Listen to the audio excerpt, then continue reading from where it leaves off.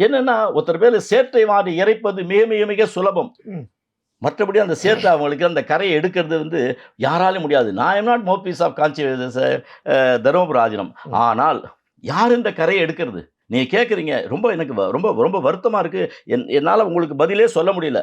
நான் என்ன பதில் சொல்ல முடியும்? ஏன்னா நடந்ததுதான் நான் கேட்கிறேன். நீங்க நடந்து தான் கேட்குறீங்க. நான் நடந்து தான் சொல்றேன். நீங்க நடந்தத கேட்குறேன்னு சொல்லிட்டு இல்லாதெல்லாம் நீங்க பத்திரிக்கையாளர் நீங்க யாராவது 10 பேர் உங்களுக்கு செய்திலாம் சொல்லியிருப்பாங்க. அதையும் சேர்த்துட்டு நான் கேட்பீங்க நீங்க. நடந்ததுதான் கேட்கிறேன். நான் ஒரு வார்த்தை எக்ஸ்ட்ரா கேட்கல. கேட்கலையா ஐயா? நாங்க இதான் சொல்றேன்.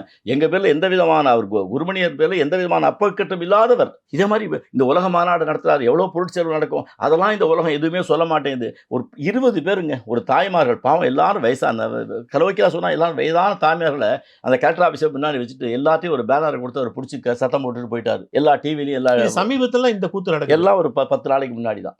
அவர் பேர் சங்கமித்ரன்னு பேரு. ஒரு அட்வொகேட்ன்னு சொல்றாரு. ஒரு அட்வொகேட் செய்யற காரியமா இது? சன்னிதானத்த நேரா பார்க்க முடியாதா? அவர நேரா பார்த்து சொல்ல முடியாதா?